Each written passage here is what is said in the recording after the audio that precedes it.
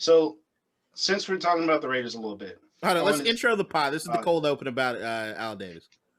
yeah, I can't wait to talk about it more because I love the story of coming up from nothing. Really, I want to hang around football guys. That's where you came. What do you mean? Like, look at the other NFL owners now. No, I'm saying you came from nothing. You made it seem like he was fucking selling newspapers on a goddamn street corner. I'm talking about in terms of from the journey from being somebody that just likes football. Hey guys, I really like football. Can I be part of this? You're not good enough. Well, I'm just gonna be around, guys. He's the fucking ball boy that got money, and then fucking realized he couldn't. How'd he get money? Huh? How'd he get money?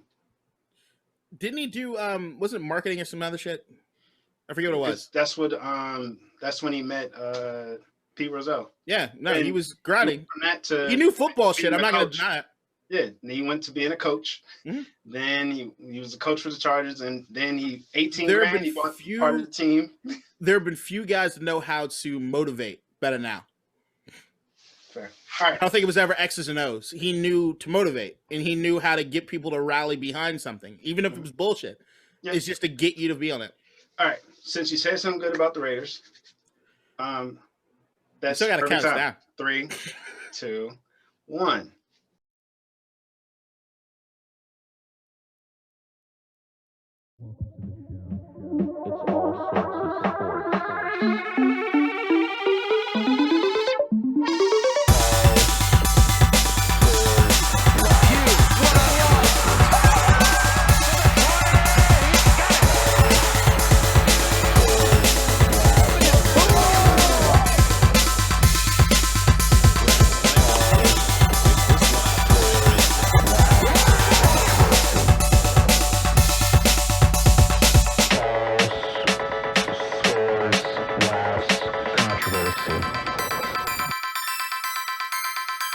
Welcome to the show. Welcome back to All Sorts of Sports, episode, I don't know. 54. Oh, 54. Who's number 54? Anybody got a 54? No 54? Go ahead. I mean, I don't know. I wasn't prepped. I don't know. I have a name in mind. Urlacher. What was Urlacher? No. Was Urlacher 54? Yeah, he was. Urlacher 54. Urlacher it is.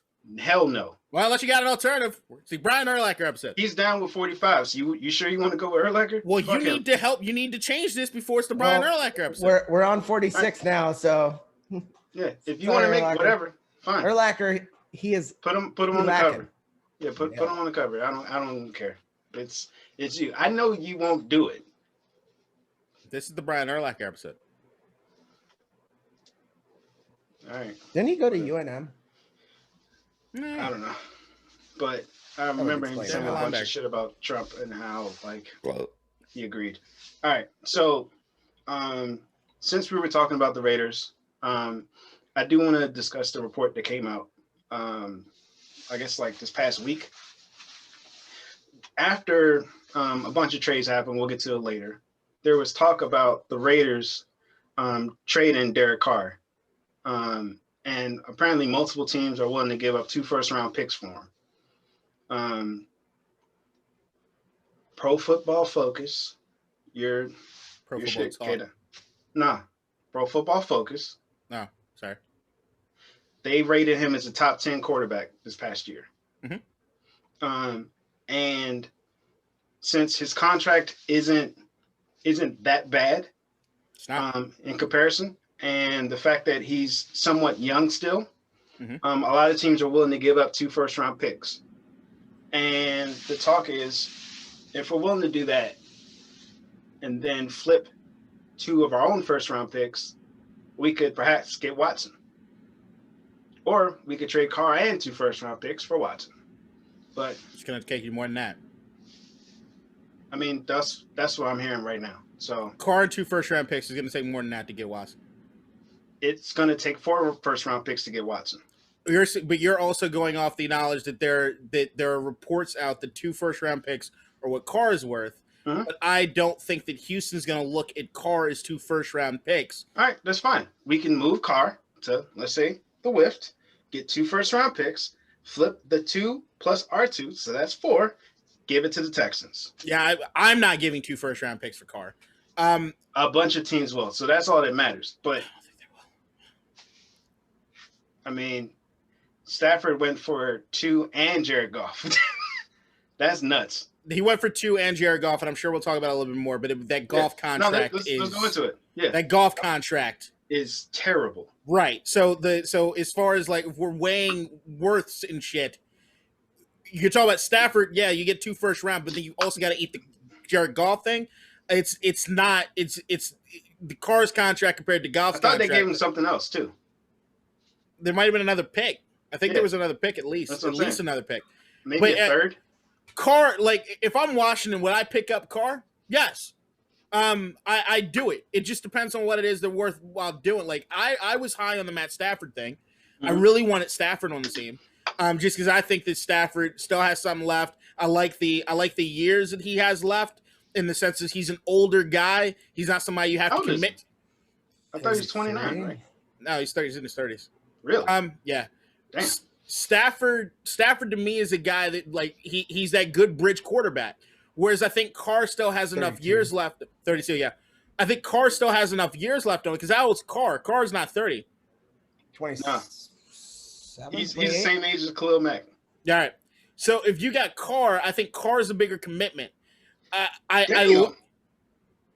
His contract is not cheap. Who? Stafford's. No, because Stafford was one of the, I think with Stafford signed, he was the highest paid quarterback. Yeah.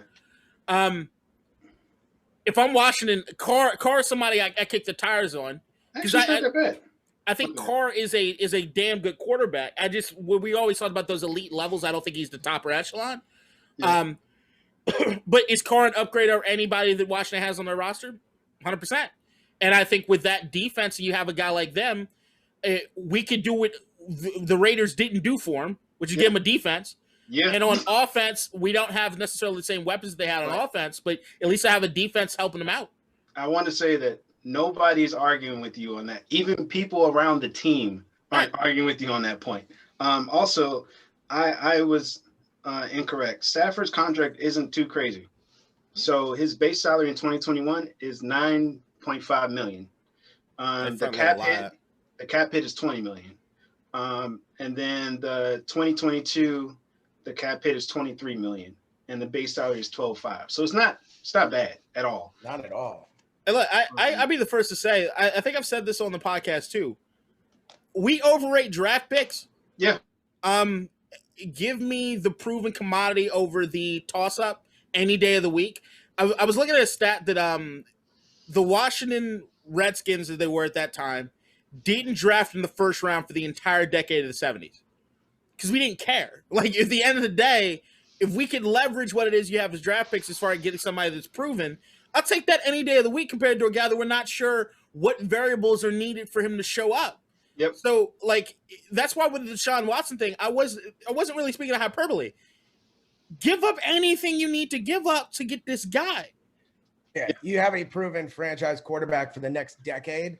That's worth every first-round draft pick you have for the next decade. But I don't think that's Carr. So, like, Carr to me is the guy that we're still waiting to see. Have we seen enough to say that he's this, or is he just going to be this? Yeah. And I, more often than not, I think with that team, he's just going to be this.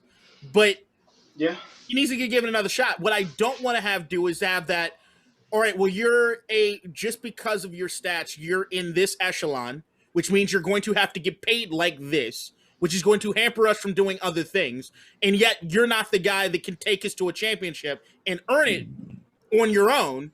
You need all this help around you. I think that's part of the reason why each offseason there's smoke around possibly Gruden moving on. Speaking of Gruden, I know neither of you saw this because I didn't send it to your group chat. I ran and listened to it last night. There was a podcast episode from like a beat writer for the Washington football team, and he had a special guest on this week. His name is Jay Gruden.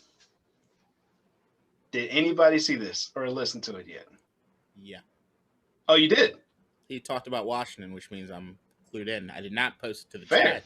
Fair. I don't necessarily want to talk about it. Fair. Oh, why not? At the end of the day, it's not anything new. Number one, I don't like the guy. Jay? Yeah. I don't like the Grudens really, but I like John. John's cool, but Jay, I was like, nah. Like, especially when he like was discussing the name change, like the way he went about that, I was like, oh, you sound just like Dan. I'm good on you. dude, that's why he's a Dan guy. That's why he was there for so fucking long. Yeah. He was not a good coach. I don't think anybody can argue that. Yeah. And he's just there because he's a mouthpiece and a Dan Snyder fucking tag along. Fucking bitch.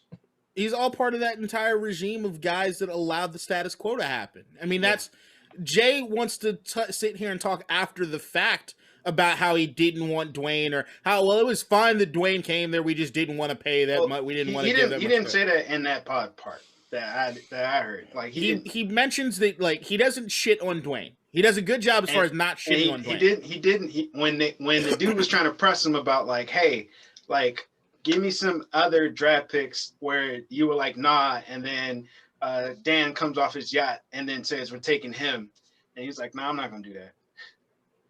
Like, so I think that's why I brought up last week that I thought that Kyle Smith was leaving. And he is. He's gone to Atlanta. Mm-hmm. But I was worried about huge Kyle. For Atlanta.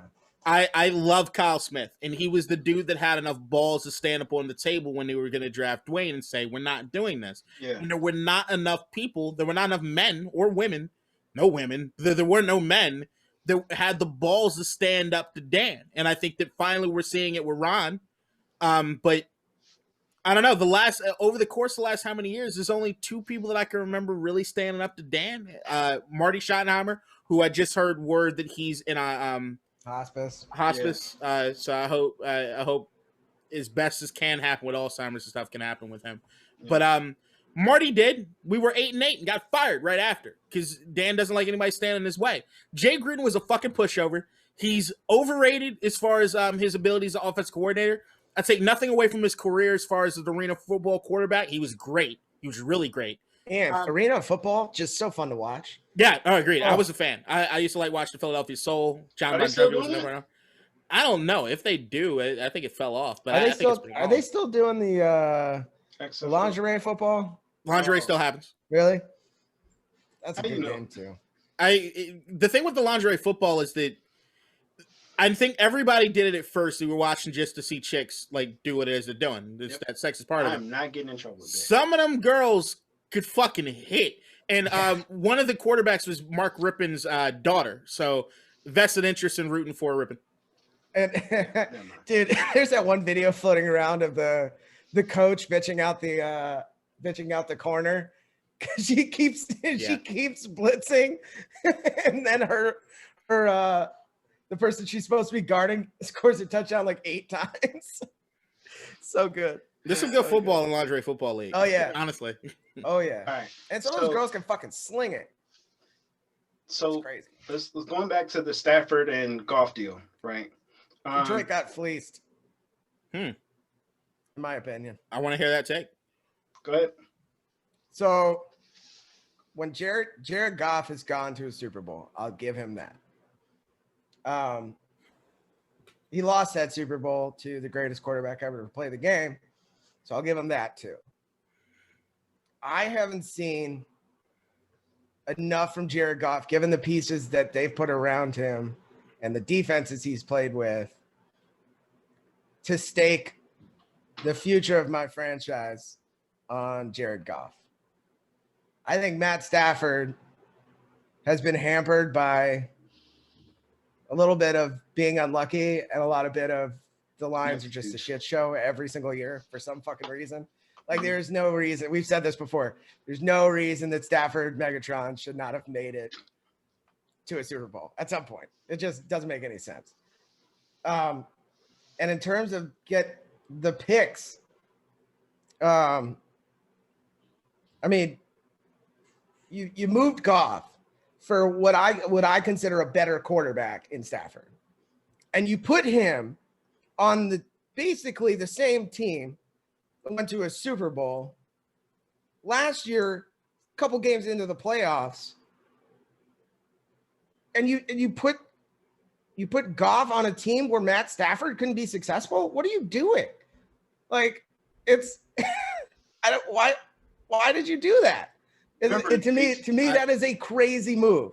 Well, they're not trying to win. That's the thing is that I look at. But then why would you do that trade and get rid of first round picks? I can tell you exactly why. If you're rebuilding, you want more picks. Give me all the picks. No, I can tell you exactly why. This is one of the best moves the Detroit Lions has ever done as an organization in the last 20 to 30 years. The reason being is that for the first time, they realized we are holding on to a guy that doesn't want to be here, and we're going to give him the option to go wherever he wants to. Apparently, the Washington deal was better.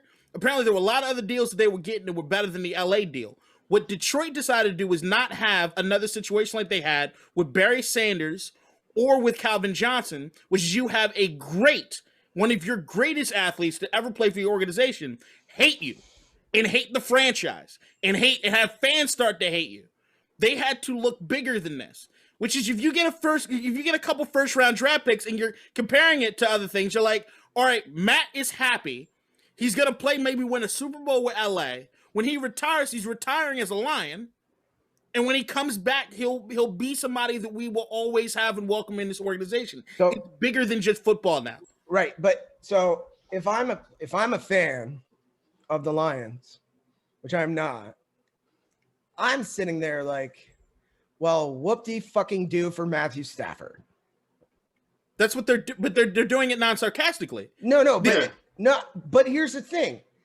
If you're a fan like I'm a fan who watches every game religiously of all my teams, if one of my teams made a move like that, I'd say, okay, I guess we're rebuilding now. They are. But we just gave up a bunch of shit and got Jared Goff. So they gave up Stafford, who's aging. Who's aging with a guy. All right, Jared Goff and Carson Wentz are probably two birds of the same fucking feather, which is two guys that have shown flashes, but they don't quite have it. You need them to have an opportunity to see whether or not they can actually get it done. If Jared Goff goes back to where he was before that Super Bowl run, Detroit's got a hell of a quarterback that they can build with. If he doesn't, okay, we got a couple other draft picks. Did you hear why the Washington deal was better? No. It wasn't more picks. It was that there was more players, current players, that they were going to trade off for him. So we were probably going to give him a defensive player or something like that. So if you've got Detroit saying, okay, we could send him to Washington, but Matt doesn't want to be in Washington, so we're going to irk another legend. Then on top of that, we're not going to get a quarterback that we're going to have time to see whether or not he can be something.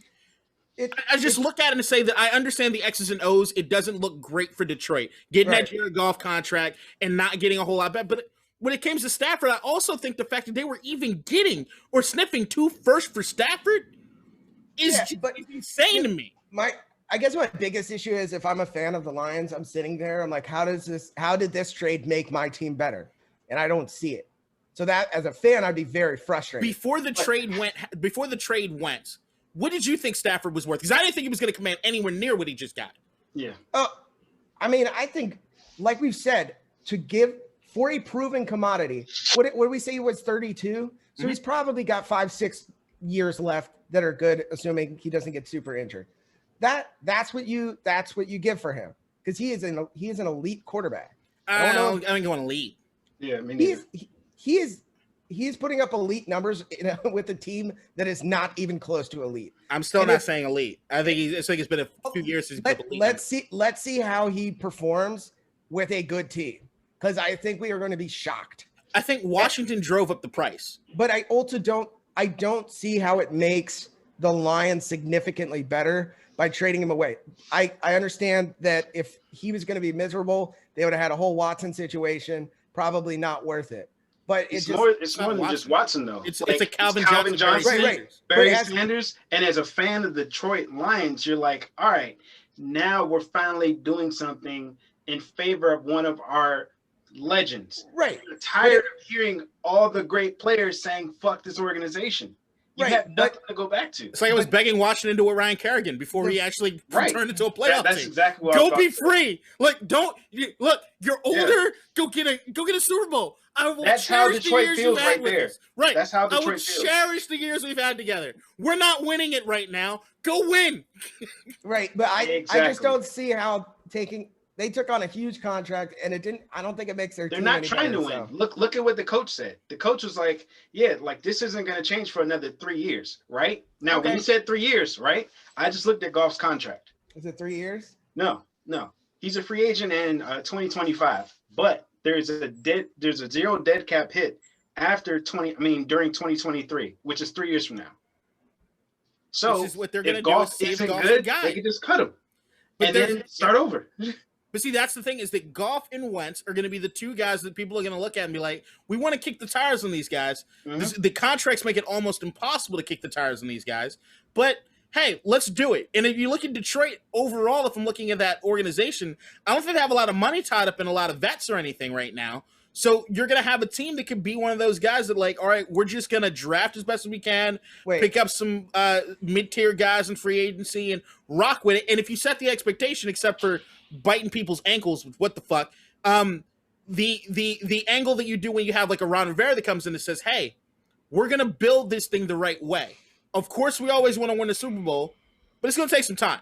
Yeah, they got to bring in a couple young guys, definitely a couple knee biters, if you will. Well, also the fact that Kenny Golladay is a free agent, so for Jared Goff's sake, hopefully they re-sign him. If they don't, then it's like, all right, now you only got Marvin Jones and Danny Amendola, I believe. I was gonna say something else and now I forgot. I like their running back. What's the running back? DeAndre. DeAndre Swift. He is quite swift.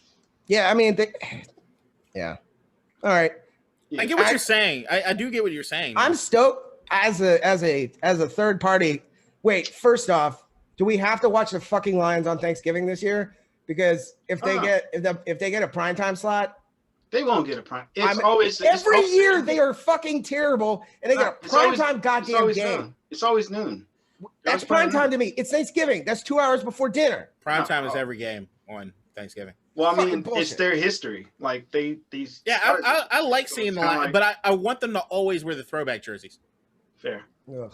All right. So it's Thanksgiving tradition. The same way Washington and Dallas should always play on Thanksgiving. It's always a good game. Yeah.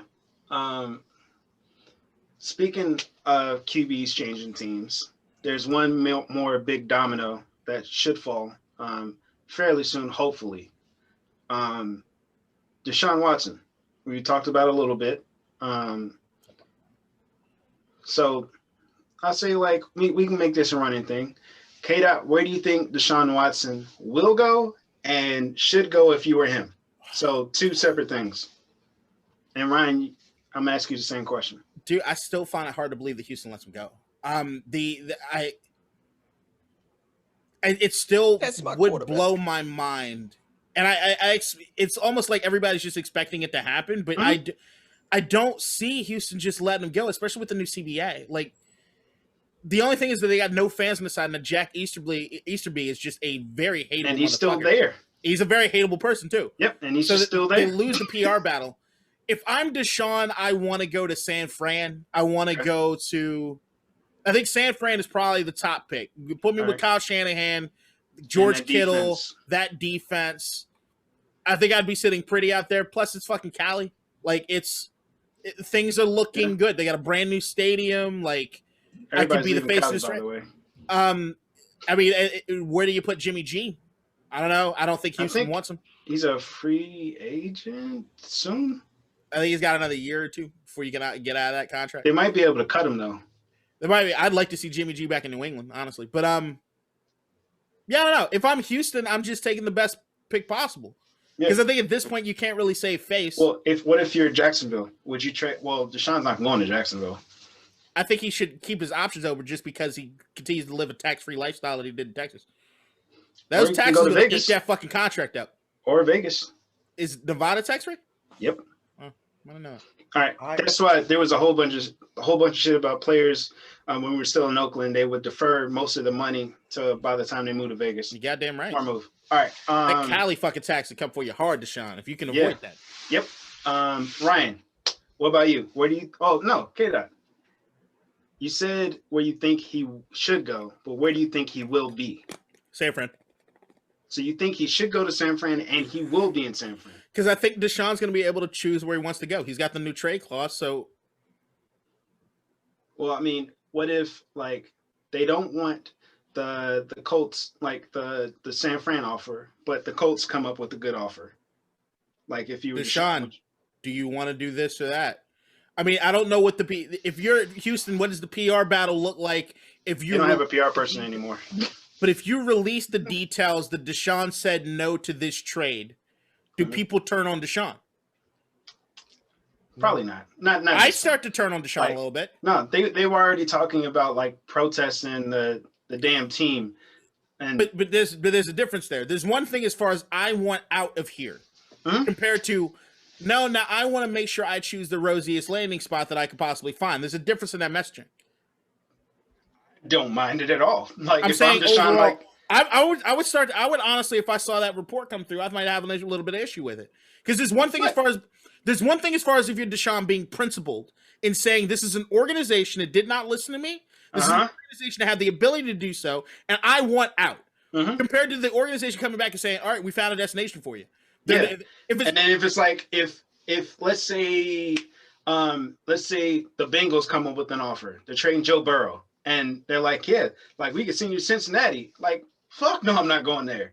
Why not? If you have the organization, but if the organization comes out and says, Deshaun, we're not going to make any decisions without talking to you first. We're going to do this. We're going to do that. We're going to try to do right by you.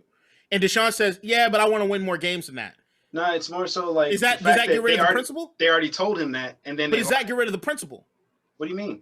If Deshaun's being principled in his stance of not wanting to play for Houston, not because they're just a losing franchise, because of the decision making. If I'm out of there, okay. Do the wins matter now, and does that taint your principle? What do you mean, do the wins matter? Does it taint principally? He's not saying I don't want to be in Houston because we lose games. Right. If he now makes that one of the deciding factors, does that downplay his principled stand against Houston? Not really. Not in my opinion. Okay. I think it might. So dejected. But also, like we've said, he's a franchise quarterback for the next 10 years. If he can go anywhere, and conceivably they can build a winning team around him. It's not a lot of pieces you need. Let's do it. Let's do it in Houston. All right.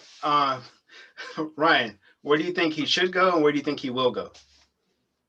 I think he should go to San Fran. Okay. I would be surprised if he doesn't end up in Florida. Okay. I want to see.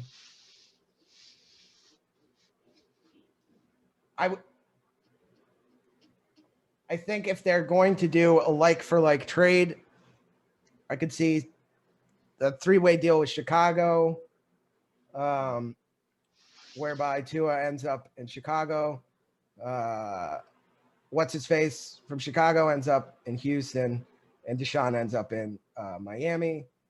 I think Jacksonville has all the trade pieces, good ownership, questionable team. But if you're rebuilding, which they clearly are going to be, why not start ground zero with,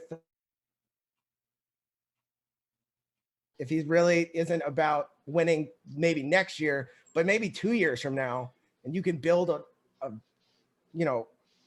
perennial playoff team around Deshaun starting at, square one. That would be ideal. But I think he probably ends up in San Fran. Okay. Revision on where I hope he goes. I hope he ends up in New York. Oh, with the Jets? Jets? Because I'm hoping Washington gets Sam Darnold. Fair. Okay. Sam Darnold's so good. I think Sam Darnold's a quality quarterback. You know how I feel about that. And you know how I think Adam Gase is ruined that. I want Sam Darnold, I think, would work really well in this offense. This will be like another QB carousel offseason. Looking forward to it. Which is where this is the new trend.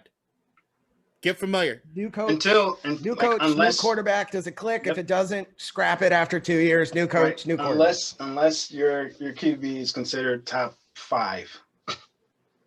Like, it could be moved. Even top 10 QBs are purposely. This changes everything. Ooh. Yep. Also, maybe Cowboys have enough to move people.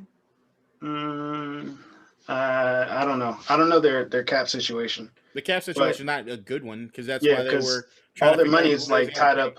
Yeah, all their money's tied up in the offensive line. Then they signed Amari Cooper. Yeah. Okay. Zeke, I believe. I think if Dak wants out. I think Dak's a free agent. He is, unless they franchise. Yep. So, all right. I do kind of like, we got a lot of football, but I kind of want to switch up because we were supposed to start off with this, but we started talking about Al Davis. So this is our one basketball topic, and then we'll go back to football. So we haven't potted for a minute, but one of the funniest stories that has happened in basketball since our last podcast was the Courtside Karen situation. Did anybody see what happened? I did, and I enjoyed it. Did as well. What did y'all think? So apparently, since the beginning of COVID, it's been like what, a year now? Mhm. And in this past year, I guess courtside officials have forgotten the beloved art of heckling. And one Karen and her husband. Karen is ride or die for her boyfriend husband. I don't know. He's like 70. It was weird couple. But anyway, good for them.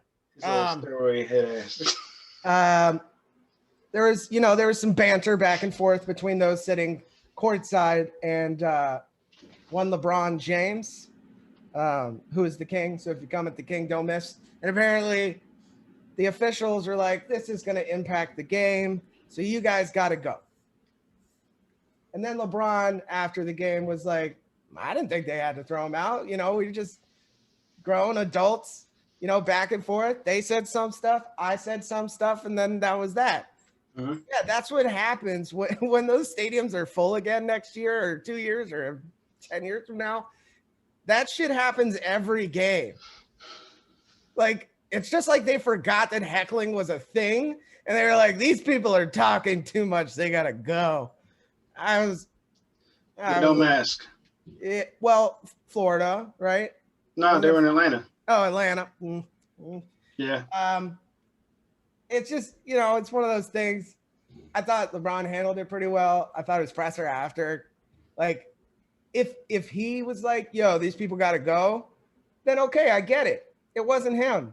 So I don't know. I don't think anybody's like pissed off at LeBron. No. I mean, why? I'm just like, why'd they get thrown out? You guys, neither of you have seen me at a game.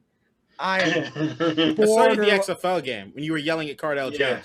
Yeah, See, for no reason. I enjoy that. He looks back at one point like, what the fuck is happening? I enjoy that. I love it. I forgot about that. Yeah. I won't forget it. That's me at games. Like, if I'm sitting third baseline, that third baseman is gonna know me by the time the game's over. It's just, I almost got thrown out. I did get thrown out at the Caps Penguins game, like the week before they shut everything down for COVID, because none of the fans were like cheering or anything. So they were all getting heckled by me. And, somebody complained that I'm a good fan. I'm sorry. It's just, it's a part of the game. Get over it. A good fan. Kick him out. Right? I was like, y'all aren't fucking cheering for your own team. What's wrong with you people? And apparently that makes me a bad person. Yeah. I talked to James and I've talked to Brennan last week on the phone about the fact that I think overall, even when we're doing a sports podcast, overall, I do think sports fandom in general, just in a vacuum, is dumb, and we're dumb for being fans.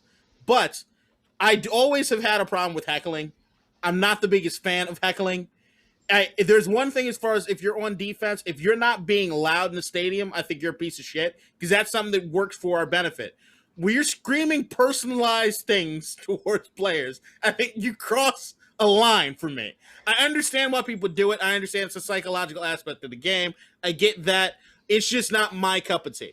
That being said, the way that I thought LeBron handled this entire situation perfectly, which is that the first guy, he's arguing with the first guy. It is what it is as far as the back and forth. Shut the fuck up, bitch.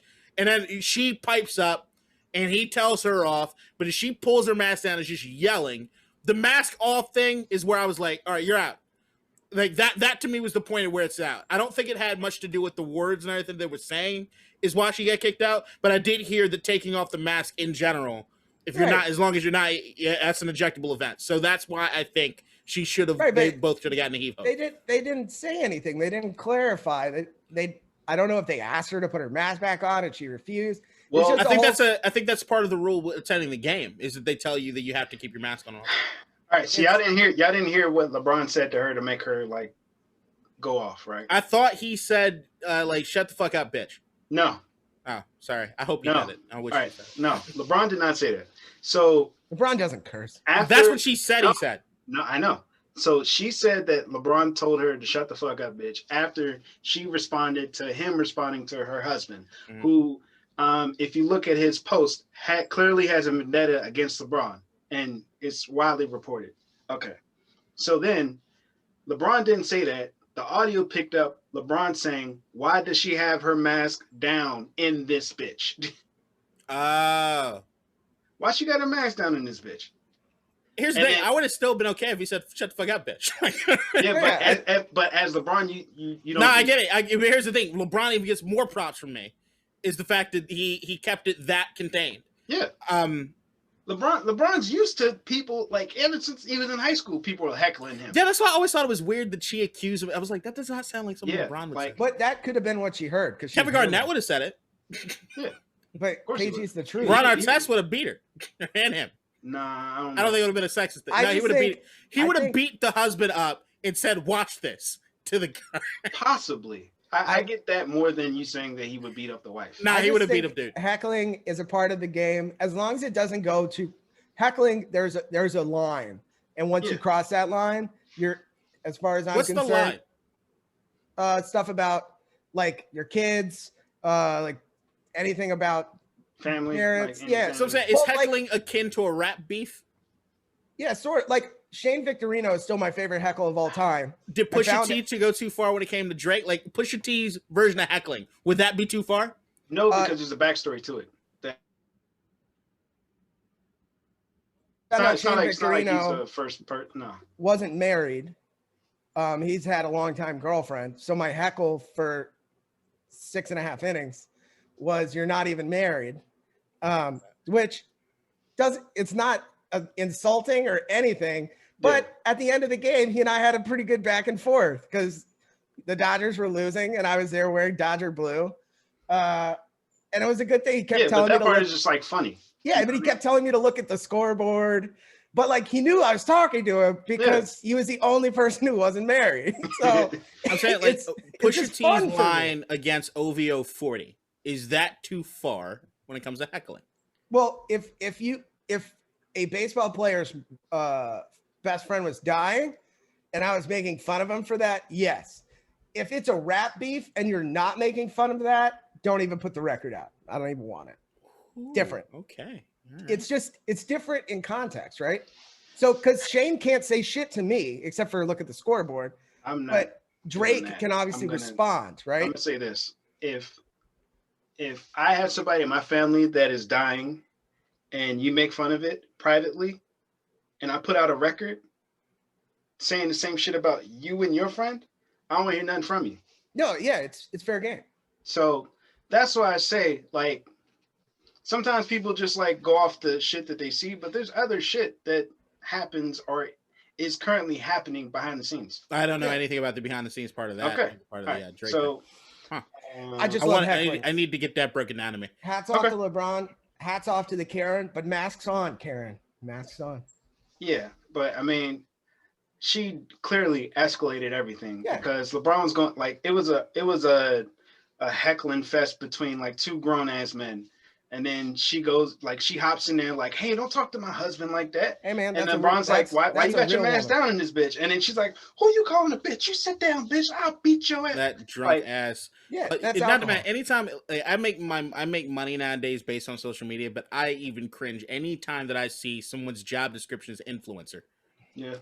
I was laughing at the fact that whom are you influencing? I'm not influenced by you. She this like shitty, really melanin lacking Kim Kardashian circa 2002 with like lack of when curves. She said she can beat LeBron's ass. That's when I just lost it. I was laughing so hard. Yeah. Hey, you I know, want to say something. clearly I was has some so glad. influence on I was you. so glad that Savannah wasn't there because that wouldn't end well for her. I just like LeBron just did this tweet. Crazy Courtside Karen was mad. Yeah, it's great. That's awesome. See, All that's fun to me. All right, so let's go back to football. Briefly, can we touch on what the fuck happened with KD yesterday if we're doing COVID and courtside? Yeah, so I missed all that because I had to be a husband. Yeah, so briefly, I'm just gonna recap because I was so confused. Apparently, he already had COVID in January last month, and missed a bunch of games. He had a close contact with somebody who had an inconclusive test. Okay. So they were like, he won't be able to start. They continued their investigation. I think the league was like, it's inconclusive, but we think it's negative. And then in the middle of the game, I guess that they retested it, came back positive, and they're like, Katie, you got to get out. So he started the game, then they pulled him because of that, and then they let him back in, and then they pulled him again. That's crazy. I mean, it's clear that there's a disconnect in the league protocol, which NBA's fucking up now. I hope that they figured it out based on this event. As we know, it's very unlikely that Durant, even with the close contact, because he just recovered from COVID, got it again and gave it to anybody else. That being said, what the fuck is the NBA doing? Yeah, NBA's fucking up. They're doing what all the other leagues have been doing, which is the whole when you keep certain guys away from other people and the waiting for results. Waiting for results, you're supposed to be quarantined until you get the results back, but they don't follow that principle, which I guess they're just playing a numbers game at this point. Yeah, like we can field the team, we're fine. Yeah. All right, so speaking of COVID, did you guys hear what happened to the Chiefs this past week? This week? There's a lot of stuff happening with the Chiefs. Yeah, I know. I'm gonna go into the other part too. Are we going drinking and driving, or are we going COVID? We're going COVID. We're sticking with the COVID theme for right now. Haircuts. Yep. So apparently the Chiefs barber had COVID and he was cutting everybody's hair. So wait, I want to say this one part. Okay. So when they found out, funny. No, it's not funny. It's just like, I want to know what y'all would do in this situation. So there was a guy that was getting his hair cut when everybody found out that the barber had COVID.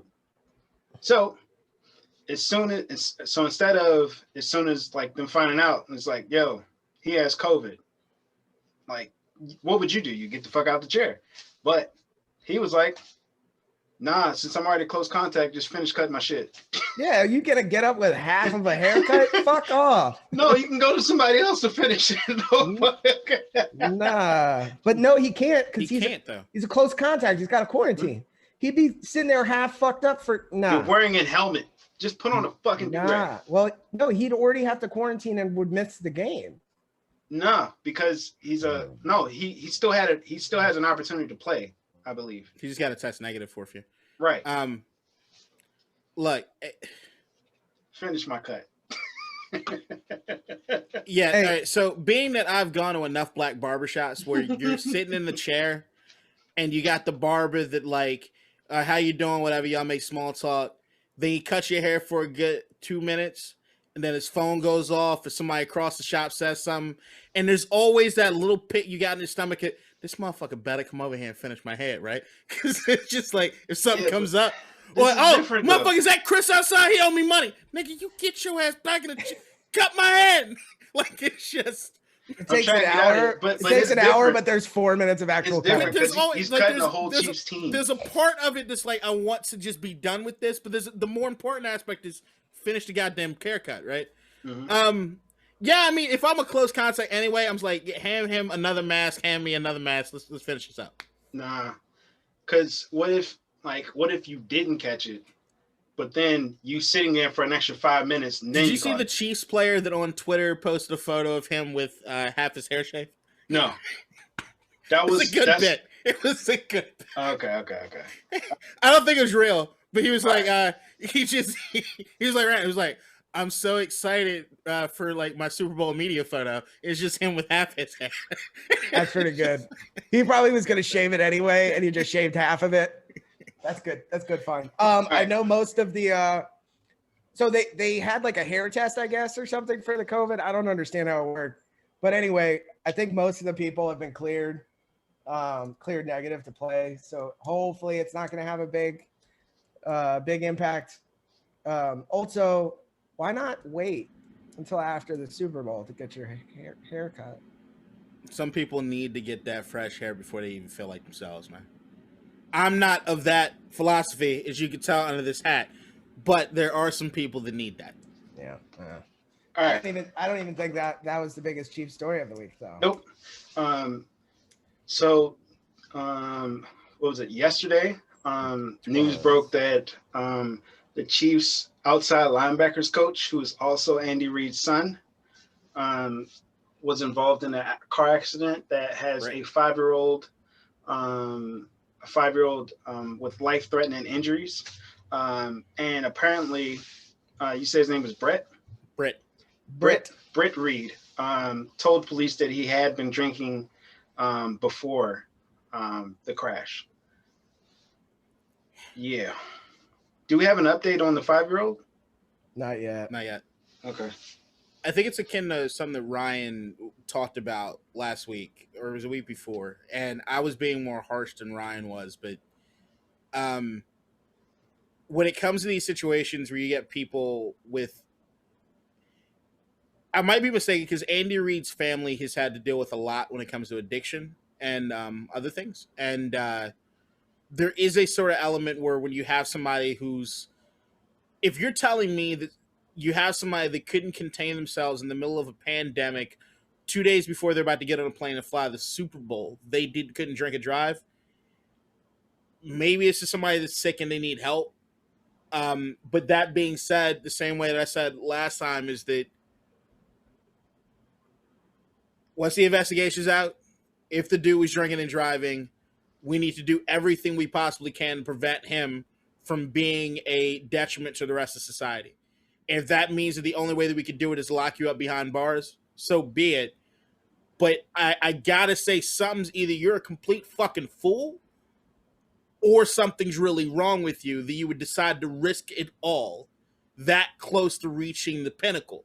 And also to know that who you are and what your last name is, you're letting everybody down in that process too.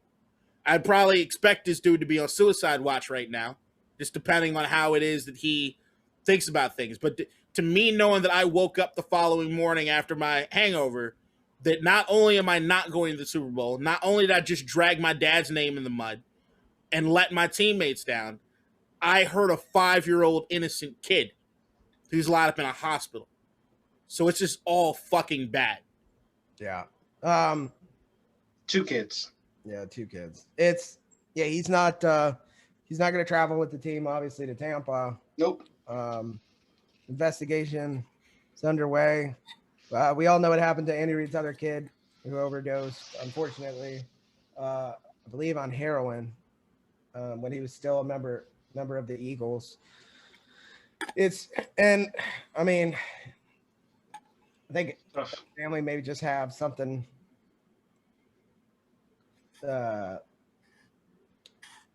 don't know, maybe some sort of mental health issue that is being passed down. I don't know. Addiction passes down. Yeah, so it's sad.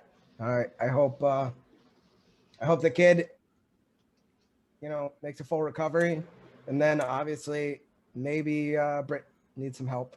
So, but also this is not Britt's first thing, because Britt was also with his brother when they were allegedly running like a drug ring. He does have a record. Mm-hmm. He's been found in 2007, he pointed a gun at another man's face in a road rage incident. Yep. He was sentenced 8 to 23 months in jail alongside his brother Garrett.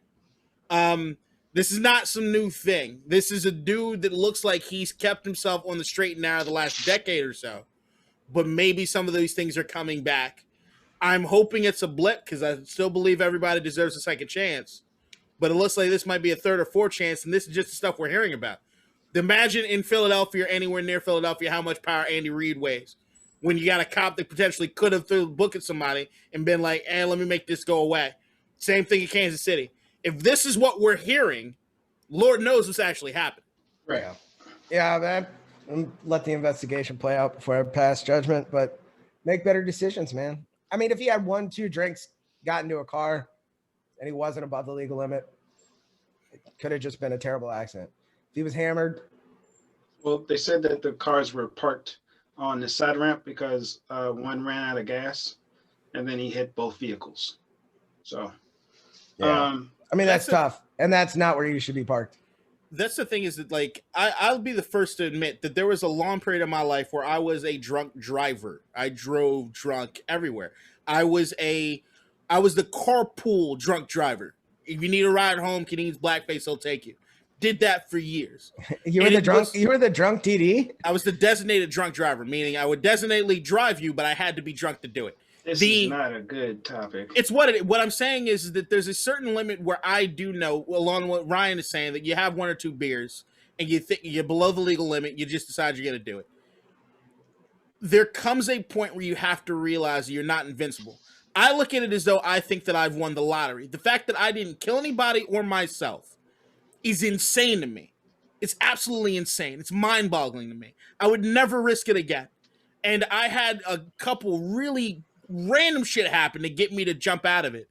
But I do understand that ideal of you feeling invincible or it's just not going to happen to me. But there comes you know what really did it? Dante Stallworth. You guys familiar with Dante Stallworth, the wide receiver that ended up killing the guy who was walking across the street? Is that even if you didn't drink, if you're doing everything right, it doesn't necessarily mean that you're the one that fucked up to put you in a situation where they find out that you were drinking. Like, just driving down the street, you can get into a car accident. Yeah, somebody can change lanes. Through no fault of your own. If you're drunk during the process of that, doesn't matter if it was not your fault or whatever. Mm-hmm. It's over for you. So just even from a self-preservation standpoint, people need to do better. Yep. All right. So looking at the game, this is the final pod before the game tomorrow. Big game. Can I do my voice? No. No. All right. You can do the voice when you make the picks. Well, the pick. So I currently have it 30-32 Buccaneers. I can never root for the Chiefs. I can't root for the Bucs either, really. So I didn't know where you were going with that. It is what it is. All right. So Ryan, who do you got, and what's the score? All right. So I had to do some real thinking about this. Okay. And I came to the conclusion that Brady can play lights out and still lose this game. And here's why. Easily. The Tampa Bay defense, that front four is dirty. And they can get pressure on the quarterback. Unfortunately, the Chiefs have a very elusive quarterback. With turf probably the best tight end in the game of football and the fastest person in the game of football. So even if they start getting pressure on turf toe, they're going to get screened to death. They're going to get dumped downs to a tight end that can just run you over for 8 yards. And they won't be able to stop them. They can stop the run game all they want. I don't think it's going to be close. I'm interested to see if Tom Brady can score any points in the first quarter. I think in all of his Super Bowl appearances, he has scored a total of 3 points in the first quarter. And I think the Chiefs might be up 17-3 real fast. And I don't know, especially if AB is not good to go, it's gonna be tough sledding. So I'm taking the Chiefs 35-28. You made it seem like it would be worse than what it is. It's a 7-point game. Blowout. Yeah. I mean, I think it's going to be a 14-point game. The Patriots are going to come score a touchdown. The Patriots? Sorry. The Bucs are going to score a touchdown, and then the Chiefs are just going to run the clock out. Okay. I don't think it's going to be close, I think the score will be I see what you're saying. closer than the game Actually is. Yeah. Okay. K-Dot, go ahead. I think the No. Your voice. I forgot how to do it. There's this game. Just There's do a the game. voice. Just do the voice. A game unlike any other game. the Tampa Bay. Nah, I can't do it. There you go. That was it. That was it. Sunday. Think like how you said the Chesterfield shits that you did. The Chesterfields. Yeah, I know. For some reason, I'm like blanking. Oh, come get your Chesterfields. You sent it to me in a text, right? Yeah, I like women in the kitchen in Chesterfield. No, that doesn't work. Your favorite TV 50-yard line box seat as we view the highlights of These two magnificent football teams, the Kansas City Chiefs and the Tampa Bay Buccaneers. And the seasons that brought them together here in the big game on Sunday. I sound like an off-brand These Morgan Freeman. highlights are brought to you by Franklin Hall. Franklin Hall, the place to get This is an advertisement for the bar. They're not. Don't put that on here. That's work. All right, that's work. All right, I'm not doing the fucking voice. You heard the voice. God damn it. You sound like the Aldi brand of sportscasters. Don't shit on Walmart. The Aldi's Walmart. legit. Aldi's legit, and Walmart's one of the biggest companies in the world. The Wish. Don't call me Wish, you son of a bitch. You're what you get if you order Morgan Freeman on Wish. I ordered a lot of shit from Wish. I got stuff on a plane right now across the Pacific. The Wish Morgan Freeman. All right, picks. Go ahead. I'm What you hungry. got, man? Use the Shoot voice. this motherfucker. No, I'm sorry. All right. I think Kansas City's a superior team. I think Kansas City should win this game. I am picking Tom Brady just because it's Tom Brady. And I have what I'm hoping. I'm hoping this is one of those games where I'm on the edge of my seat the entire game. I hope it's one of the ones that I'm feeling nervous and I'm not really enjoying the watching experience as much as I'm just nervous watching. I'm kind of expecting that. I'm kind of hoping that'll be the case. So with all that being said, I don't think we're going to get into shootout territory just because it's fairly rare that we get into shootout territory in the Super Bowl. Like some of the greatest ones were like, if I'm thinking about like that Arizona-Pittsburgh game, things like that. Mhm. For the most part in the Super Bowl, I throw a lot of shit out of the window that leads us up to this game because it's just different. I also don't know what the impact as far as Tampa Bay playing at home is going to be, but for some reason I feel like that's going to have something Also, to do with it. home underdogs. It's Kansas City, it's Patrick Mahomes, but I know, but you give me- get a little bit something tingling your balls if you know you're at home and you're an underdog in the Super Bowl. right. And Tom loves this chip on the shoulder shit, and the more they give him bulletin board material. So all that being said, I guess what I'm hoping for is a 24-21. No, you know it. Yep. 24-21, maybe 22. I think it'll be a one-score game. And I Buccaneers? think Bucks will win because of Tom. I think that there are going to be some times in this game where Tom does not look great. Mhm. I think there will be some times in this game where Tom is going to get hit. But I think that Tom was going to put together one or two drives in that fourth quarter, maybe not even in the end of the fourth quarter, but in that fourth quarter that makes sure that we all know this is why he is who he is. And I think that it's Tom's swan song. Because I think that if Patrick Mahomes ever faces him again in a Super Bowl championship, which is a very distinct possibility next year, Patrick Mahomes will never let it happen again. Yeah. Okay. So, Also, prop bet. Mhm. Tom Brady over under a half-yard rushing. Under. You know, in the championship game, he had -1 yards rushing. Yeah, I don't see it. I'm trying to think of any scenario in which he's like going to go try to get a first down or anything. I can't think of one. 4th and 1. They're not putting the ball in his hands to sneak on a 4th and 1. 2nd and goal on the 1. They never do it. Like it wasn't until it's like a decade ago since last I was seeing that shit. All right.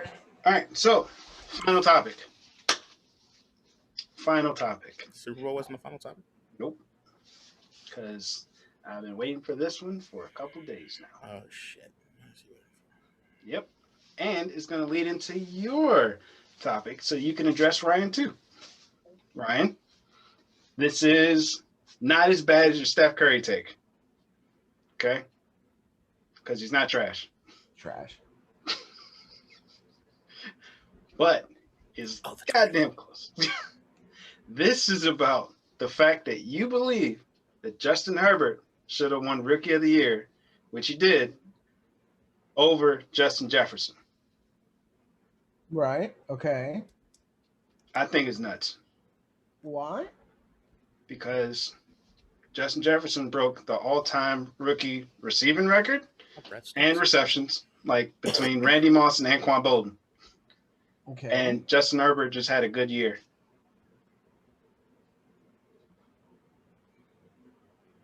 So you got, okay?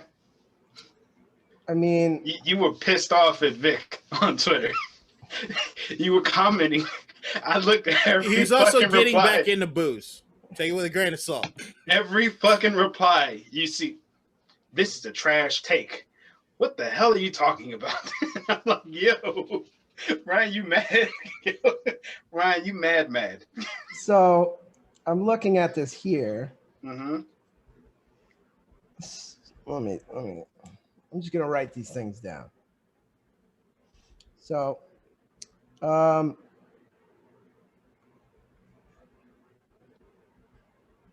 that's crazy stat. It's just one. Justin Herbert is a quarterback. I mean, it's close, but it's not even that close.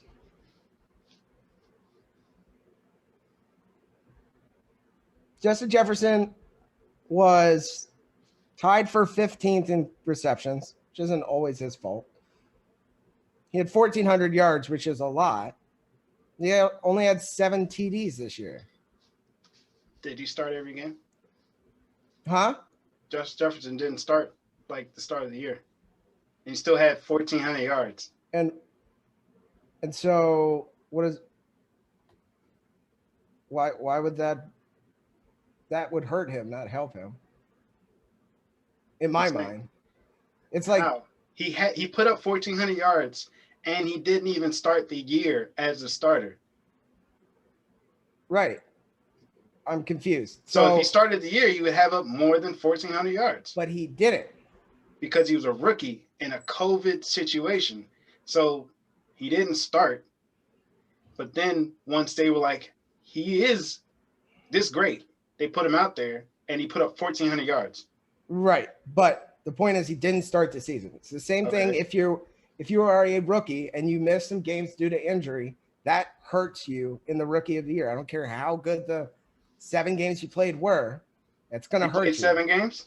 No, I'm just saying the same thing happened when people were saying last year for basketball, like Zion Williamson, Rookie of the Year. I'm like, he didn't play.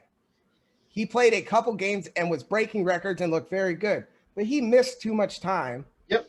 And was not on the court to say that he's Rookie of the Year. That's completely different to this because Zion missed a lot of games. Justin Jefferson just didn't start the beginning of the year. And Justin Herbert threw for 4,400 yards, which is insane for a rookie quarterback. Also a record? Yep. No, second. He had the rookie record for passing touchdowns, combined touchdowns, 300-yard games, and second highest ever in completion percentage. I would say this is that, James, you were very upset about the fact. I didn't think that Ryan's take was. This is one of those things where, like, when people listen to the Aaron Rodgers bit that I did and were like, why is he so upset about this? It seems like, all right, why are you dying on this hill? Like, Justin Jefferson had a hell of a season. But if we're looking at it in terms of, like, rarity as far as a wide receiver, the numbers that he put up as a rookie, there are other rookies that have come close. I think Odell Beckham's rookie year, he put up like 13 touchdowns, 1,200 yards in 12 games. Like there are certain things Herbert arguably had the greatest rookie season of any quarterback in the history of the National Football League. That's about to go through Rookie of the Year worthy. OBJ won Rookie of the Year with 1,200 yards. What was his competition as far as quarterback though? Did anybody come anywhere close to what he was doing? Who was the other QBs, the rookie QBs that year? 2012? Yeah, I don't remember. Hold on. Beckham didn't come out the same year RG3 did. No, because RG3 won rookie. That would be Andrew Luck. Yeah. And that would be Andrew Luck too. Yeah. Right. So that wasn't it. So it was the year after. Hold on. OBJ rookie year. All right. He was 2014. So 2014 QBs.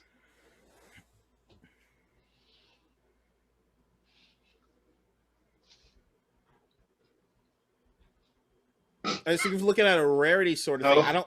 All right. So let me tell you the other QBs that were in this draft class. All right. So Blake Bortles. Yep. Johnny Manziel. Yep. Derek Carr.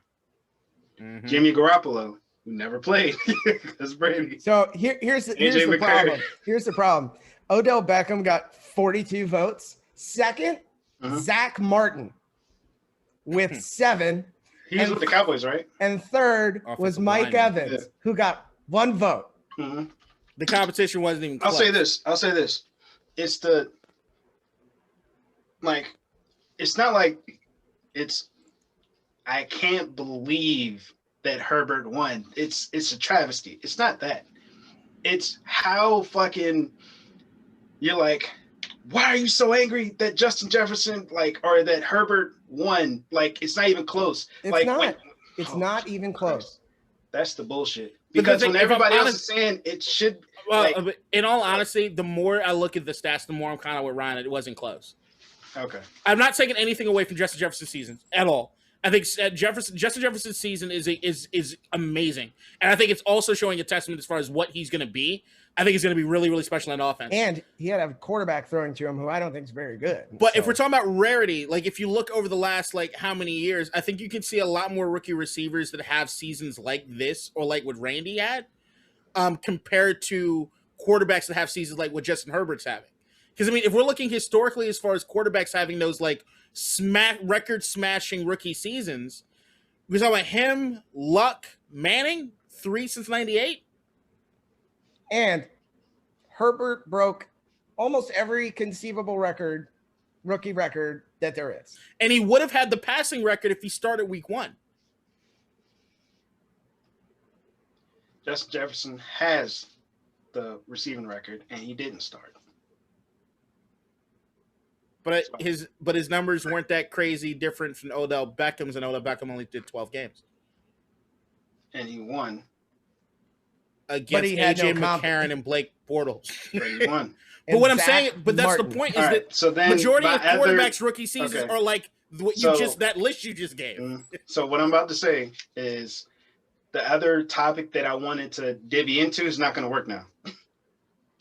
Yeah. So we can Yeah, no, it's not. Yeah. And you just did it yourself. And I'm like, what are you doing? What the fuck are you doing? The truth has to be the truth, regardless of what I care about it. All right, so let's go into stats and the stats. Let's go into it then. I really don't think this is going to be a good topic now. Oh, at all? Or yeah, I think we have to rethink it. Okay, fine. Give me some time to retool it. I think it's a good ass topic, and it just makes sense. It's going to be a slam dunk thing. On what side? What you were thinking about before or now? Steph Curry's trash. Oh, Jesus Christ, Ryan. We're talking about the deification of quarterbacks, and I want to retool it before I start speaking a lot about it, because it's looking at it and looking like this particular topic and doing any diving on what Jefferson's season meant historically compared to what Herbert's season meant historically. And then also trying to leverage that into what it means as far as success for a franchise or success for individual achievements or years. It's hard to say that Jefferson, the more and more you think about it, the more you start realizing, Herbert deserves maybe that trophy and it's a runaway, or maybe quarterbacks do mean that much more in certain aspects. What is the hardest position to play in sports? Let me ask you this question then. And so if you are the best at that position of all time as a rookie, okay. If you're the best rookie at the hardest position in sports to play of all time, you're different eras, Ryan. Come on, man. You know that we already had that conversation. How many great wide receivers don't have Super Bowls? A lot. I think majority of great wide receivers don't even have Super Bowls. I'm actually looking at that. Name your top 10 receivers And do they have Super Bowls? I'm just thinking about this on the fly. Listen to what I'm saying. I never really have an issue with your guys' takes, right? It goes back to the same, like, I'm going to equate this to this, but I'm not saying it's the same thing, okay? I'll try not to argue. Cool. The reason why I had an issue with the Washington football team when they were discussing changing the name was how dismissive people were in regards to the other side of it. Now, when it comes to like people saying like, damn, I think Jefferson should have like won it. Like everybody's already having that conversation. Like, yeah, Jefferson's going to win Offensive Rookie of the Year or Rookie of the Year because damn, he was great every fucking weekend and nobody could really stop him and all this other shit. And then just to come out on the other side, like, all right, Herbert won, and like, damn, we thought Justin Jefferson should have won. And then it's like, I can't believe it. Like, you guys are like, this is so stupid. This is such a stupid take. It's not even close. Like, the dismissiveness of it is only part that frustrates me. Well, like, if you like, yeah, like, I think Justin Herbert should have won because like he had this many yards and like he broke every record. Yeah. And then it's like, all right, Justin Jefferson broke one. You see that's excuse me. We're talking about the Offensive Rookie of the Year, right? And if I'm looking at how many records and how just week in, week out, how good Herbert was, to me, it's not conceivably close because he broke every single record. And maybe if Jefferson had started week one, he would have, but he didn't.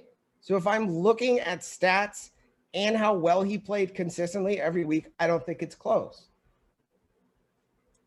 I think it's not Offensive Rookie of the Year with an asterisk based on games played.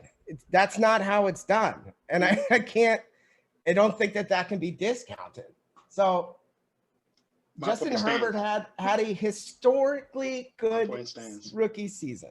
James, tell me if you agree with this sentiment, though. Okay. The idea to me, looking at this, is that almost any other year, Justin Jefferson would have won this in a landslide. I would agree. I think that what he came up against was terrible timing. It's something historical happening. With Herbert, what he did was historic. And I think that it's hard pressed for you to look at this kind of season, a la looking at like the Andrew Luck 2012 season, RG3 even 2012 to a certain degree. And what you saw with like Peyton Manning in 98 is that, what we're seeing defies logic. It's not something that it's a once in a very long time sort of thing. It's just tough timing for Justin Jefferson. I mean, I look Jefferson at it broke, what is it, Anquan's record? And Randy Moss's. Okay. But Anquan had the record, right? Yeah. So that's in a bubble. If Tyrod had not punctured his lung, this would not be a conversation. Justin Jefferson would have ran away. Tyrod was out, game 2? Yes. Okay. This would not even be a conversation because I don't think Herbert would have played maybe until Tyrod wasn't very good and they were trying to go in a different direction. So week 6. Yeah, week 6. All right, so and this wouldn't be a conversation. Based on QPR, he was the 13th best quarterback last year. For a rookie. It was really good. Yeah. I mean, like, I think this is why I think that people like the quarterback is the most important position on the football field. Like, I'm not going to say that it's not, but people are doing a little bit too much now in regards to it, in my opinion. But my thing is that I think you could, I love that part of the argument is something that I find interesting, but I think that you can eliminate that part of the argument as far as what a quarterback means to a team. And I would, if you just stuck to stats, if you strictly stuck to stats on this, I think that you can see a situation in which it's like, all right, 5 years from now, is there a more likelihood that we're going to see guys do what Justin Jefferson did or what Justin Herbert did? I mean, I think they go hand in hand. I'm saying historically, based off of what we've seen up to now, And then going forward, I'm saying goes hand in hand. How so? Because how does a QB get all these yards? Huh? The QB has to throw the ball, right? Yeah. And as time goes further, it's more of a passing league. Uh-huh. So that's what I'm saying. Like, QBs are going to throw for more yards. But my point is that you're saying something's going to change. I'm saying if we can look over the last 20 years as the league has been a passing league, we've seen on one end it's not happened on the quarterback position, but it has definitely happened in the wide receiver position. Because if we're looking at rookie seasons, as far as receptions and touchdowns, the receiver aspect of that on a rookie year has constantly been updated. The aspect of what's happening on the quarterback position, once again, since 98, there's only 3 real cases. Also, there are times where a rookie will break one record, but not another one. For example, Justin Jefferson broke the reception yard record, right? But he didn't break most catches. He didn't break most yards per catch, or most yards per catch don't mean shit to me. Or most touchdowns caught. Justin Herbert broke every quarterback record.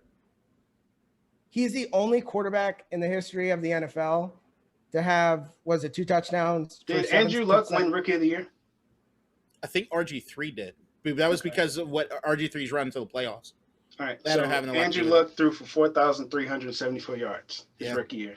It was insane. Didn't win Rookie of the Year. I'm not 100%. I think RG3 won it. I can't remember. Cam Newton threw for 4,000 yards his rookie year. Okay. Where's his touchdowns? He threw for, hold on. Yeah, Cam Newton. I'd say Cam Newton had a hell of a rookie year. Cam Newton threw 21 touchdowns. So Herbert threw 10 more. Yeah, that's 10 is a lot. Yeah, but also look at the people Cam was throwing to. 10 was a lot, and it's also one less game than I think Cam played. 15 and Cam played 16. Right. But I mean, it's kind of like people just. But I'm saying if you add 2 or 3 more touchdowns on top of the additional yards, it starts looking a lot different. He would have probably had another 300, 400 yards on there. Dude, I'm not taking any away from Justin Jefferson. I'm just saying he had a very good year. Yeah, he had a year where in any other season, I'm not even arguing. I don't think on this. Yeah, he would have been offensive. I'm not arguing. You're trying not to, but you are. I'm trying really hard. Any other year, he would have been offensive rookie of the year. Just not this one. Kind. Just not this one. What do you mean kind? Why are you arguing with me about my usage of the word kind? Am I being less abrasive than he is today? Am I being less argumentative? I don't know. All right. My original point still stands. The dismissiveness of everything is the only thing that triggers me every time. I'm not dismissing what he did. I'm just saying. Do I need to go back to Twitter? I don't like when people whine about something with like, oh, well, he shouldn't have gotten it. This other guy should have. Here's the facts. And they're like, well, I don't care about those. I just really like this one guy, and I think he had a really good season, so I don't know why everybody doesn't agree. People can disagree, but being dismissive is another thing. Here's the thing. I'm just saying. I just said it's an awful take. All right, James just triggered me. James triggered me. Fair. Dismissing it would be me not responding to it. You're right. You're right. James triggered me. I always do. Oh no. In 2021, we have to be real about one thing. Some opinions are worth more than other opinions. Period. If you're uninformed, you don't have anything to back up other than you have a feeling about something, your opinion means less. We saw it in the world of Trump. We see it in the world of politics and everything else. Just because someone wants to believe or feel something to be the case does not mean that it is. There's no such thing as an alternative fact. It's called a lie. I am 6'4". Right. Shut the fuck up. That's what it is. It's not. No, but that's my feeling. No, that's what I'm saying. If somebody comes to me and says, I'm 6'4" and I can clearly see you're 5'6" on a good day, fuck off. Thank you. I'm 5'2". I'm hooking you up. That's my thing is like we can have that discussion. But I'm saying that like this idea that all right, somebody's opinion can't just be. I hate being dismissed. It's one of the worst things ever. I think that's why I fight so hard with everything. But I get also guilty about dismissing people. And the reason I'm guilty about dismissing people is because when I come to an argument or a debate, I come prepared to have the debate. If somebody's telling me that no, it should just be this way, well, why? Because I feel it should be this way. Fuck off. It doesn't mean anything. It's like when your parents tell you to do something, you go, why? And they say, because I said so. I'm like, right. well, that's not motivating. That's not motivating me to discussion. Like, do the same legwork that I did to have the discussion. Then we can talk. But if you're just saying, I feel this in a vacuum, fuck off. Which is what majority of those people on Twitter, they're not doing what it is that I just... James, when you called me, when we talked the other day about how Ryan was about to get his ass kicked on Twitter because he was going too fucking far, and I told you back then, I was like, you guys didn't even warn me. I was like, you guys warned each other about. I was like, you already did this, Ryan. You already did it. It was after. It was a post. It was already done. It was post. Like I looked and I was like, oh God, Ryan, no. I saw people I haven't talked to in years were liking my tweet, and I was like, oh, that's not good. But James, which one?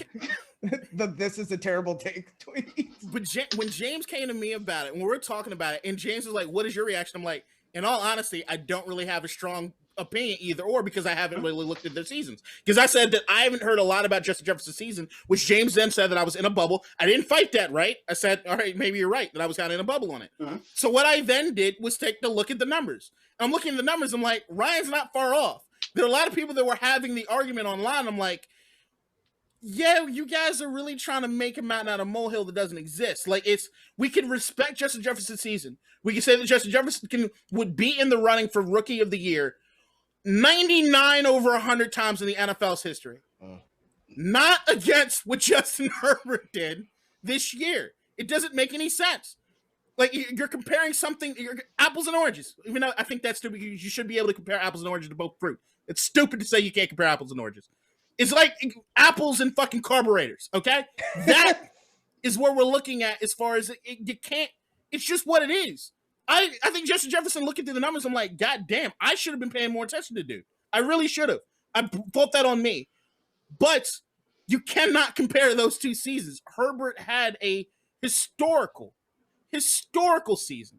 So then you add on top of that, and that's even we're just looking at the numbers. If you add on to that how hard it is to translate as far as a quarterback in the league compared to a wide receiver in the league, that's different. Night and day. That's different now. I'm just saying. I'm saying I can make the argument without these other things. But if you allow me to bring these other things on it, the more it even goes into my favor. Is it not easier to play QB, like the jump from college football to NFL football now compared to back in like Peyton's years?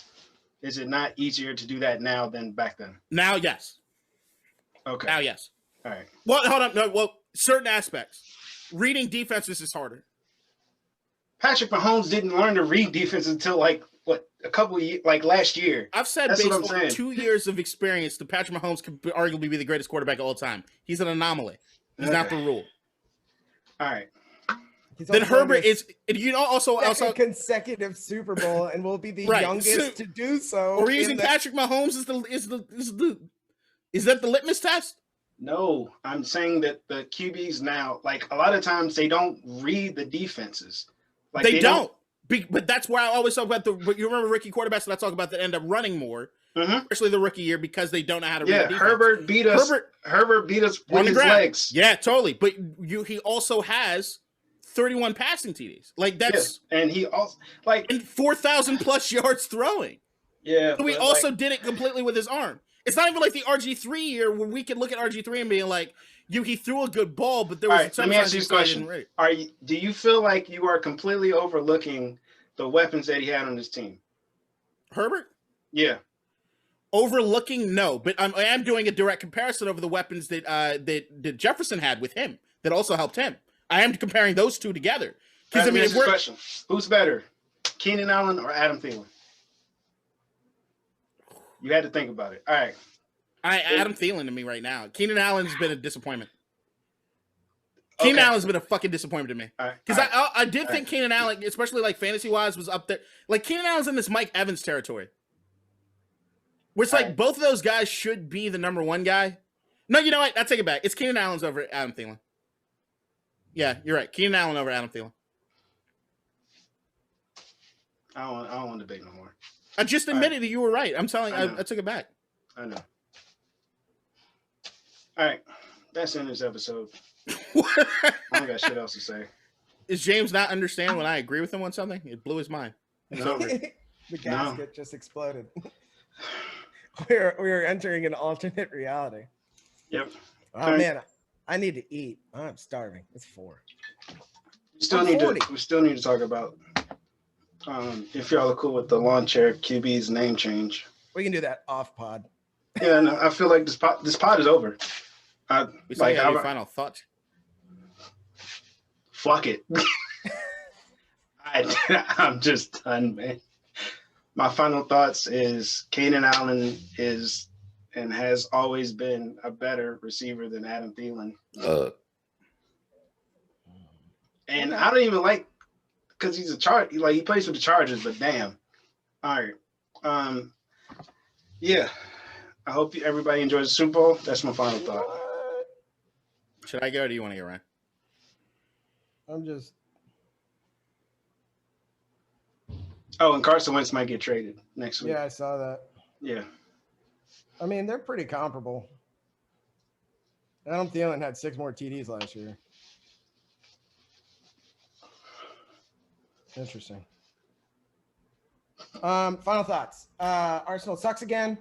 I don't know what's wrong with that team. It's really pissing me off. The Caps suck again. It's really pissing me off. The Mets, I don't know what they're doing. They didn't get Trevor Bauer. I don't know. It's good. You know, I'm just being let down in all sports. So all sorts of them. I'm done. My final thought is a personal attack on James. The personal attack being this. I think James is the most dismissive out of all 3 of us. The reason being is that a lot of times when he has an argument that he's just over, he does that, which is just sulk away and say, this is what the case is. This is what it, like he just said, Keenan Allen has and will always be better than Adam Thielen. Now I'm done with the discussion because anytime it comes down to actually having stats or having a debate, he backs out of it. And it makes the other person seem like they're being the dismissive type, which means that James is not only fucked up in that, he's a fucking gaslighter, and he's everything that's wrong with masculine America right now. And what he's acting like is a white dude that takes a look, because now I'm the angry black man, even though he elicits it out of me. So that's this whole gaslighting bullshit. And I got a problem with it, and I'm saying right now, we need to work to do better and to stop gaslighting assholes like him from getting rises out of us. We're better than this. We're kings. And we need not to get pulled down the fray with uninformed opinions. Who's we? Are you okay? No, you gaslit me. I'm upset. Yeah, Thielen had better stats in 3 of 5 categories. But no, Keenan Allen's always ever be better than Adam Thielen. Any discussion. Yeah. Was Thielen injured last year? Because he didn't play a whole lot. He didn't have Stephon Diggs, which helps out a lot, even though Jefferson is there, who helps out a lot. I don't know what the fuck was going on with that goddamn offense. The Dalvin Cook is like arguably the best one running back in the league when healthy. The Kirk Cousins throws for 4,000 yards every single season. So what I'm saying is that we're comparing the... But no, I'm sorry. I'm getting back to the debate. James is over the debate. Sorry. I'm sorry that you're over it, and I'm not apparently. Keep going. He's done. I'm done. I'm hungry. You sure? Yeah. Go Bills. The Death Star with the flame that isn't real. I'm gonna finish this movie. Yeah, it go boom. The fucking flame's not real, but it go boom.